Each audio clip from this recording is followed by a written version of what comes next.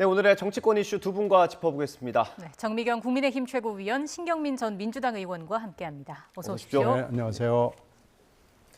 네, 최고위원님, 여당이 설명할 일이 많다고 하더라고요, 원래. 아니, 그러니까 제가 이게 고정이라 예. 저는 빠질 수도 없고 네. 오늘 프로에 뭐 어렵습니다. 리더십 얘기가 좀 언론에 많이 나오고 있습니다. 어떻습니까? 근데 지금 이게 어려운 게요. 우리가 갈 수 있는 선택할 수 있는 선택지가 없어요. 그게 무슨 얘기냐면 윤리위에서요. 우리 이준석 대표에 대한 당원권 정지 6개월을 했잖아요.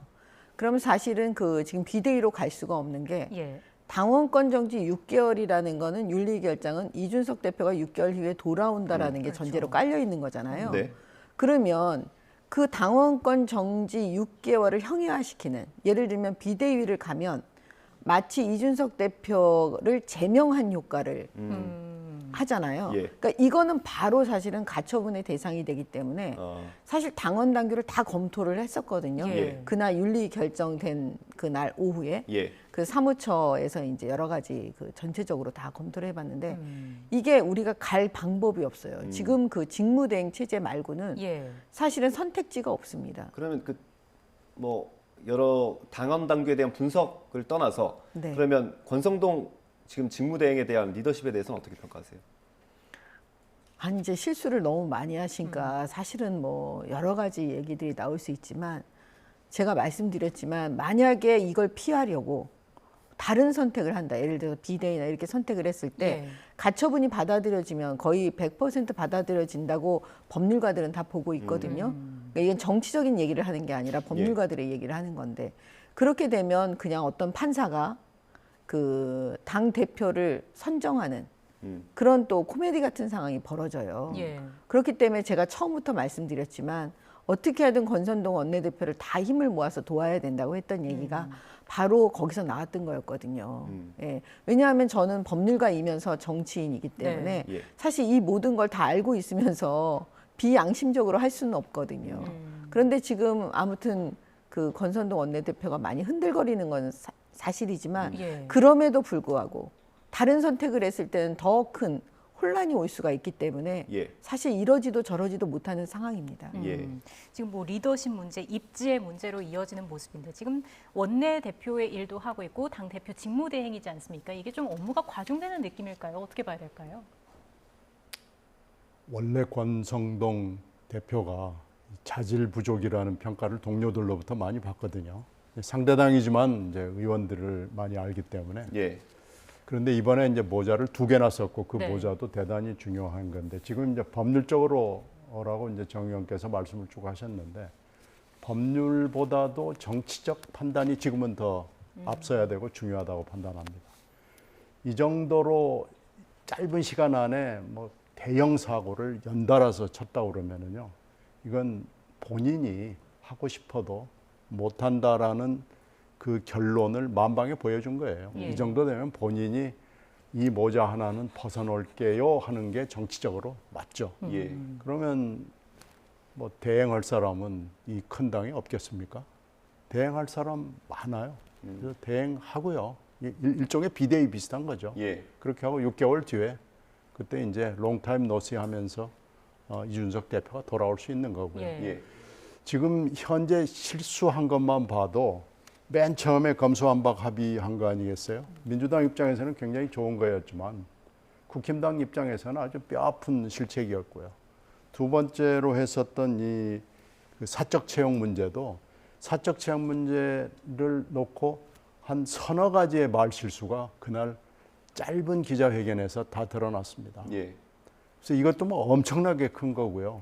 이번에 그 문자 메시지는 다탄두 미사일로 정밀 타격을 해가지고요. 대통령 본인은 물론이고 대통령실 타격했죠. 권성동 대표 타격했죠. 윤핵관 타격했죠. 당 타격했죠. 그래서 5군데가 초토화된 겁니다. 이 정도 대형 사고를 치고 나 모자 2개 계속 쓰고 있을래 그러는 건 저는 맞지 않다고 봅니다. 지금 어쨌든 권성동 직무대행도 생각이 많을 거 아닙니까? 그러면 스스로 자리를 내려놓을 경우에는 어떻게 되는 거예요? 스스로 이제 자리를 내놓는 게 그 원내대표 자리를 내놓는 건 그렇게 지금 되는 거 물어보시는 아닐까요? 건죠? 예. 뭘 근데, 어떤 부분을 대행을 물어보시는 내려놓는다는 건 좀 그것도 가능합니까? 대행만 안 하겠다. 그럼 나 원내대표만 하겠다. 이것도 가능합니까? 이제 그런 부분이 네. 사실 우리 이제 제가 혼란스러울 때는요. 사실 정치적 견해는 다 다를 수가 있어요. 예. 근데 그 정치적 견해 중에 하나를 만약에 따르면 당원 당규에 없는 그걸 따른다면 만약에 100%가 아닌 한 아니면 90% 정도가 아닌 한 사실 반발 세력들이 또 생기는 거예요. 그렇기 때문에 항상 당원 당규를 보고 갈 수밖에 없다. 예. 그게 지금 이 혼란을 정리할 수 있는 그나마 나침판이 될 수 있고 그 반대하는 세력들을 사실은 이게 품어 안고 갈 수 있는 유일한 방법이거든요. 예. 그런데 지금 만약에 원내대표를 그만두시라고 한다면 그게 가능한 걸까요? 라고 제가 먼저 질문을 예. 드리고 싶은 거예요. 예. 그렇기 때문에 지금 만약에 그렇게 되면 원내대표는 하시고 예. 그러면 이 직무대행 체제를 다른 사람을 빌어서 할 수 있다? 이건 사실 당원 당규를 또 검토해 봐야 되지만 제가 볼 때는 그건 불가능해 보이거든요. 예. 그렇기도 하고 또 어떤 집권 여당의 행보로 대행의 대행으로 가기에는 그거 나름대로의 우려도 있을 것 같은데요. 그러니까 제가 아까 말씀드렸잖아요. 우리가 지금 이걸 피하기 위해서 또 다른 걸 한다면 그거에 따른 또 혼란은 이거보다 더 감당할 수 없는 일이 벌어질 수가 있기 때문에 네. 저는 그래도 권선동 원내대표의 지금 직무대행 체제를 바꿀 방법이 없다라고 제가 말씀을 드리는 네. 거죠. 요거까지만 하나 더 여쭤보겠습니다. 그 당내 갈등이 어쨌든 지금 계속 다시 불씨가 붙는 것 같거든요. 이철규 의원 저희가 오늘 아침에 만나서 인터뷰도 했는데 이준석 대표를 향해서 굉장히 강하게 비난을 했습니다. 어떻게 보셨어요? 이준석 대표는 참아야 됩니다.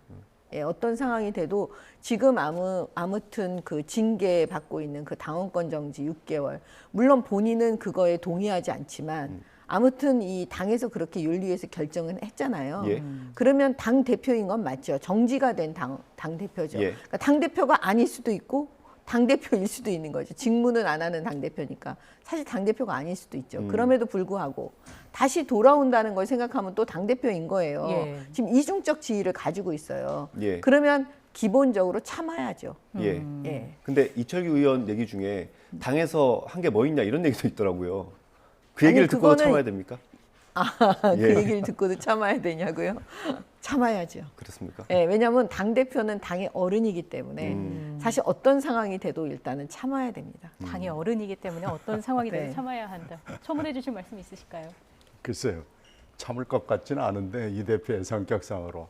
근데 뭐 전략적으로는 이 대표 가만히 있어도 이미 이긴 거 아닌가요? 이미 이 대표가 승리했습니다. 정밀 타격으로 예. 아까 말씀드린 5군데 대통령과 대통령실 그리고 당에 관련된 이 3군데가 다 정밀 타격으로 당했고요. 일단 이게 좀 회복이 쉬워 보이지가 않아요. 그리고 그 짧은 문자지만은 쌍기역 하나까지 다 주옥 같은 멘트들이고 버릴 글자가 하나도 없는 저건 아마 최근의 정치 현실을 우리나라 정치 현실을 보여주는 굉장히 교과서적이고 직설적인 메시지로 생각이 되기 때문에 예.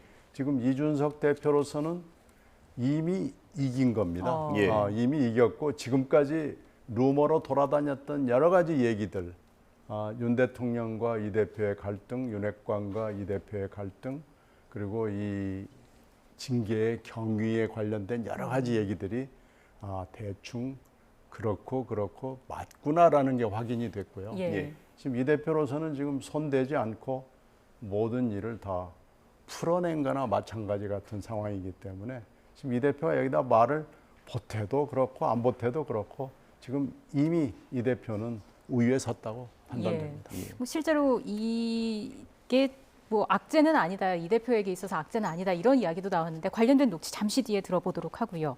홍준표 대구시장이 윤 대통령과 권대행의 대화를 좀 감싸기도 했습니다. 관련된 그래픽이 준비가 될 텐데요. 대통령도 사람이다. 이제는 민생을 얘기해야 한다. 이런 이야기를 했습니다. 대통령실이 유감 표명을 했습니다마는 뭐 대통령 입장에서도 좀 난감할 것 같고요.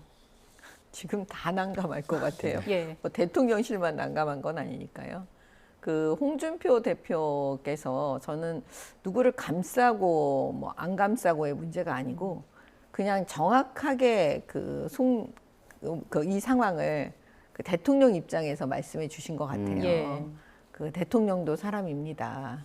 저는 그 멘트가 어떻게 보면 지금 그 우리 내부에서 그 할 수 있는 최대한의 목소리가 아닐까. 예, 그렇게 그냥 느껴집니다. 예, 그만큼 상황이 안 좋다는 거고요.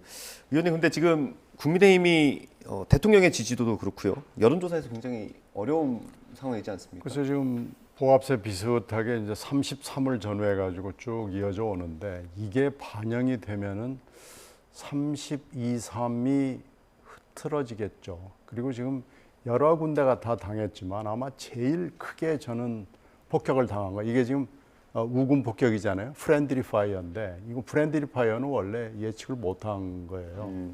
원래 프렌드리 파이어의 속성상 그렇습니다. 그런데 이 프렌드리 파이어로 제일 당한 사람은 치명상을 당한 사람은 대통령이죠. 그 대통령은 그 사이에 글쎄 뭐 무능하고 그렇긴 하지만 대인배잖아 뭐 이런 이미지가 있었는데 그런 게 아니에요. 예. 지금 대인배 이미지를 치명적으로 당했고 이 대통령이라는 분이 여당에 대한 생각, 정치에 대한 생각, 뭐 그리고 이 대표와의 갈등 뭐 이런 거에 대해서 이런 생각을 하고 있구나. 이건 좀 문제가 있구나. 그래서 이미지와 그 어떤 관념이라고 그럴까요? 인식이라고 그럴까요? 이게 온 국민 앞에 까발려진 겁니다. 그래서 대통령이 사실은 제일 큰 희생자라고 보여지기 때문에 예. 다음 주에 나올 여론조사에는 이게 반영이 될 겁니다. 예. 이것이 반영이 되면 30%도 좀 위태로울 수 있다. 흔들리는 거죠. 예. 그래서 지금 경란을 어떻게 겨우 지금 마무리는 안 됐지만 무마 국면으로 가고 있는데 이게 지금 확 덮이면서 어려워질 것 같아요. 예. 특히나 궁금한 여론이 2030 특히 젊은 남성층의 그 마음이거든요. 실제로 좀 현장에서 느끼는 바는 어떠십니까? 제가 늘 이제 말씀을 드려왔는데요. 2030은 되게 똑똑해요. 우리하고는 우리가 살았던 시대랑은 좀 다르거든요. 저도 20대 남자 아이 둘을 키운 엄마이기 때문에 지금 20대거든요. 확실히 다릅니다. 예. 그리고 자기 주장도 되게 강하고요. 우리보다 훨씬 강하고요. 그 다음에 이거 계산, 손익 계산도 아주 정확한 친구들이에요, 사실은. 그럼 보세요. 그 이준석 대표 리더십에 대해서 옳고 그름에 대해서 2030도 다 판단합니다. 근데 저는 그거하고 별개라고 보는 거예요.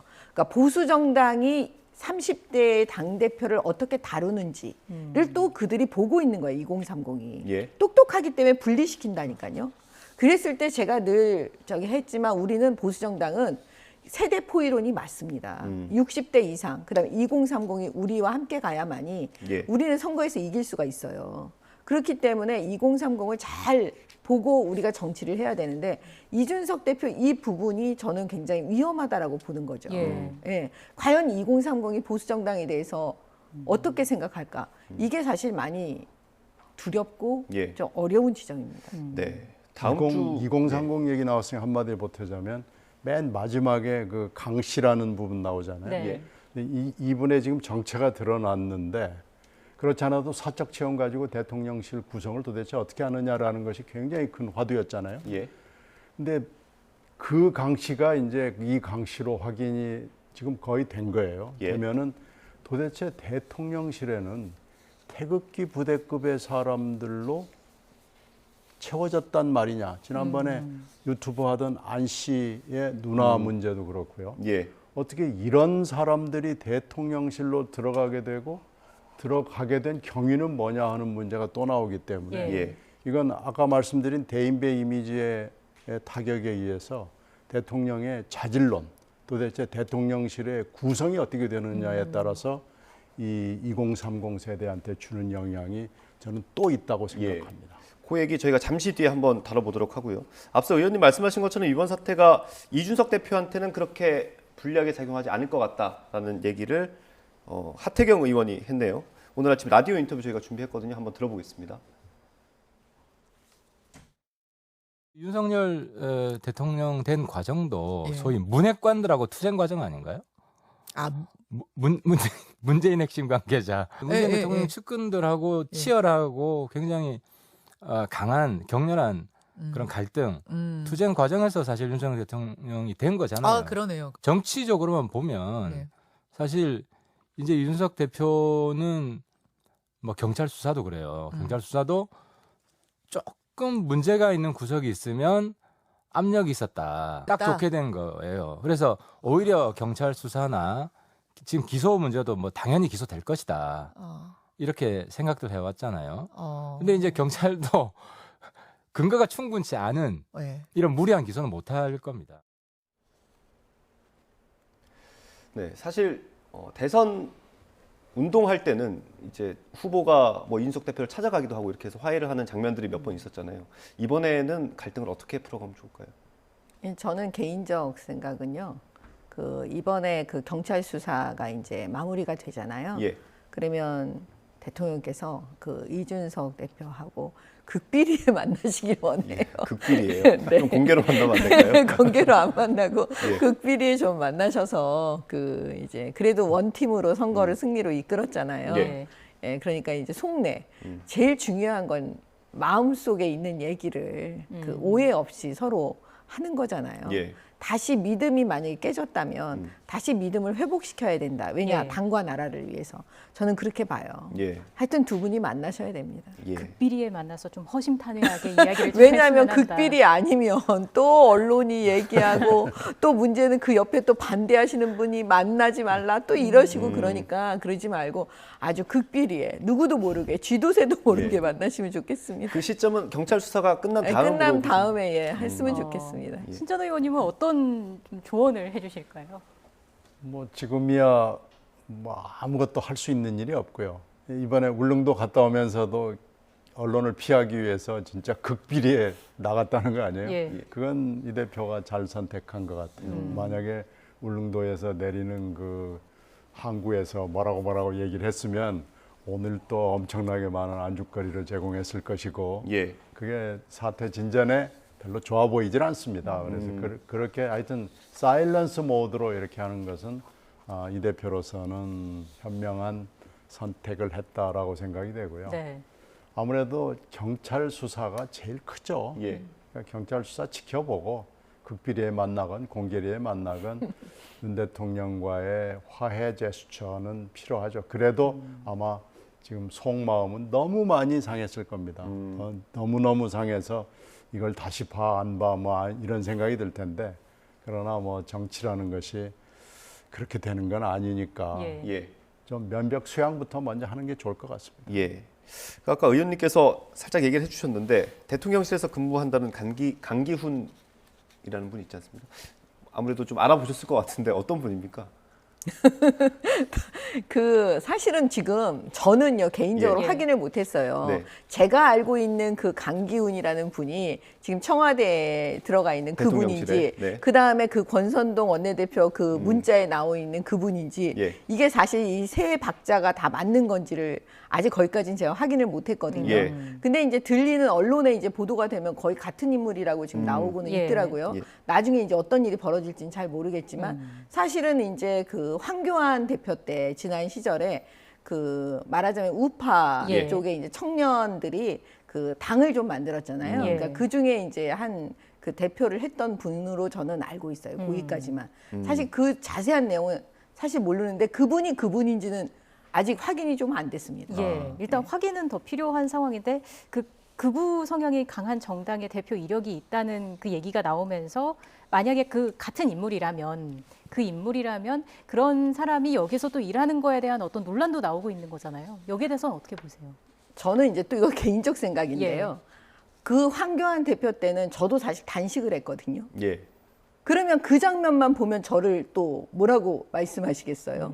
그러니까 그 당시 그 시절은 그럴 수밖에 없는 시절이었어요. 투쟁을 할 수밖에 없는. 예. 너무나 어려웠어요. 그 문재인 정권 하에서. 근데 사실은 원래 정미경은 되게 합리적이고 나름 객관적으로 노력하는 사람이거든요. 예. 그러면 그 친구도 그 당시에는 그렇게 투쟁을 했지만 지금에 와서는 또 다른 모습을 보여줄 수도 있지 않은가. 이건 제 개인적인 생각입니다. 예. 네. 신전 의원님 첨언하실 게 있을까요? 그래서 지금 뭐 대통령실 구성 그리고 옆에 대통령과 대통령 부인 주변에 어른거리는 사람들 문제가 지금 끊임없이 계속되고 있는 거요. 이건 분명히 빙산의 일각이고요. 굉장히 많은 드러나지 않은 일들이 있었다는 것이 추측이 돼요.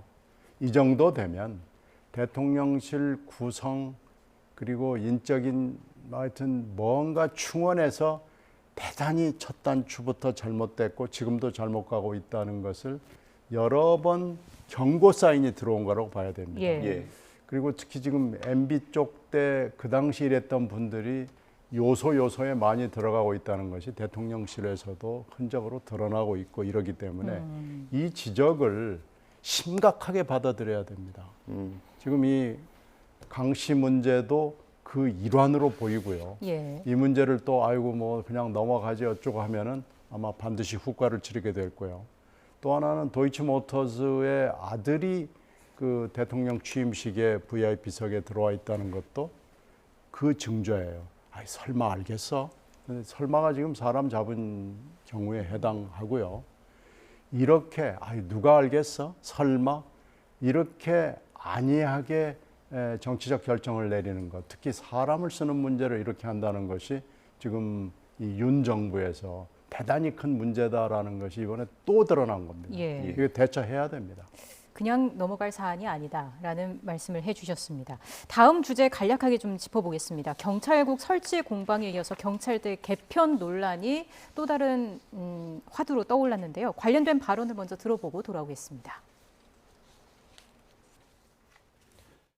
특정 대학을 졸업했다는 그 사실만으로 자동적으로 경위로 인간될 수 있다는 어떤 시험이나 뭐 그런 거 거치지 않고 그런 것이 좀 불공정한 면이 있다고 생각합니다. 즉 스타트 라인, 시험을 봐서 경위로부터 임관하는 것은 아무런 문제가 없는데 어떤 특정 대학을 졸업했다는 사실 자체만으로 남들보다 훨씬 앞서서 출발을 하고 이 뒤에서 출발한 사람이 도저히 그 격차를 따라잡을 수 없도록 제도를 만드는 것은 문제가 있다고 생각합니다.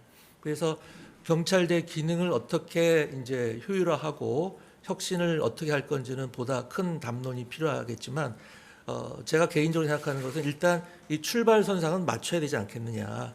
그것이 공정한 사회의 출발점이 아니겠느냐. 이런 생각을 하고 있습니다. 경찰대가 우수한 자원을 확보해서 경찰 조직의 어떤 코어 그룹을 형성할 수 있는 주축을 형성할 수 있는 우수 인력을 확보하고자 하는 그런 취지인데 7급 이런 걸 얘기를 한다면은 판검사는 왜 3, 4급에 임용하느냐 그 육해공군 3, 4관학교는 왜 소위를 임관하느냐 이것이 전부 다 문제가 되는 말이 거죠. 안 맞다는 거네요. 예, 그래서 논리적으로도 안 맞고 상식에도 맞지 않는 얘기를 행안부 장관이란 분이 경찰대에 대한 무슨 그 보복 감정에 휩싸이었는지 이런 무책임한 발언을 해서 뭐 이분의 최근에 그 발언을 보면 쿠데타가 어쩌고 경찰대 7급이 어쩌고 하면서 뭔가 이 감정적인 경찰에 대한 보복 감정에 휩싸인 분 같거든요. 네, 경찰대 개편 관련해서 두 분의 생각 차례로 듣고 오늘 대담 마무리하겠습니다. 먼저 말씀해 주시죠. 아니 그 황운하 의원은요, 그 울산시장 선거 개입하신 분이에요. 그러니까 권력의 경찰로서 권력의 하수인 역할, 청와대의 하명 수사를 했던 사람입니다. 본인이 사실은 그 경찰 독립을 망가뜨린 대표적인 인물이에요. 그리고 저런 얘기를 할 수 있어요. 저는 정말 국민에 대한 도리가 아니다. 어떻게 저렇게 부끄러움을 모르는가. 이걸 먼저 말씀을 드리고요. 사실 경찰대는 처음에 그 취지하고는 다르게 거의 경찰 내부에서 특권 계층이 되어버리고 있어요. 그러니까 그 부분에 대해서 문재인 정권 때도 마찬가지였지만 경찰대 폐지 그 얘기가 나오는 건 국민을 위해서 이제는 경찰대를 없애야 되는 것이 아니냐 이런 얘기가 나와요. 왜? 요즘에요 우리 젊은 친구들이 유능한 인재들이 경찰에 많이 몰리고 있어요. 이제는 굳이 경찰대를 둘 이유가 전혀 없고요. 그다음에 사법시험 얘기를 하시는데 3급 얘기하시잖아요. 사법시험이라는 거는 대한민국에서 굉장히 어려운 시험이에요. 그 어려운 시험을 통과하면 3급을 지금 시작을 하는 거예요. 그러면 그게 그렇게 이걸 어떻게 비교를 해요? 그러면 경찰도 그 사법시험에 붙은 사람, 그 사람으로 해가지고 이거를 시작하면 되는 거예요. 3급으로. 그렇지 않고 이걸 그냥 비교하면 안 되는 거죠. 왜냐하면 요즘 재판을 할 때 그 재판 받는 분들이요, 판사나 검사가 자기보다 실력이 없다고 생각하면 그 재판 결과에 승복 안 합니다. 그렇기 때문에 가장 우수한 인재를 사법시험이라는 어려운 시험을 보게 해서 통과시켜서 그거를 신뢰를 하게, 믿음을 주는 그런 역할을 하는 거거든요. 예. 이게 망가지면은요, 그 분쟁은 아무도 막을 수가 없습니다. 예. 이상민 장관이 이 문제를 제기하는, 경찰대 문제를 제기하는 시점과 방식과 의도는 매우 좋지 않습니다. 그러나 검경 수사권 조정을 맨 처음에 시작할 당시에 이 경찰대학교 폐지 문제가 제기가 됐고요. 네. 그 당시에 이철성 청장한테 얘기를 했죠. 그랬더니 가져온 게 엉뚱한 걸 가져왔어요. 편입학을 허용하겠다. 순경 출신들하고 대학교 재학생들한테. 그래서 이건 폐지안이 아니고 이건 좀 이상하지 않느냐라고 그래서 돌려보낸 적이 있는데요. 경찰이 강건해지고 권력이 세지면서 잘못하면은 경찰대 경찰이 될 수가 있다라는 우려는 충분히 있고요. 이제는 인재를 확 늘려가지고 좋은 인재를 뽑는 쪽으로 경찰이 문호를 개방할 필요는 분명히 있고요. 네. 경찰대학의 효용은 사실 다 끝났습니다. 알겠습니다. 여기까지 이야기 들어보겠습니다. 지금까지 정미경 국민의힘 최고위원, 신경민 전 민주당 의원과 함께했습니다. 고맙습니다. 고맙습니다. 네.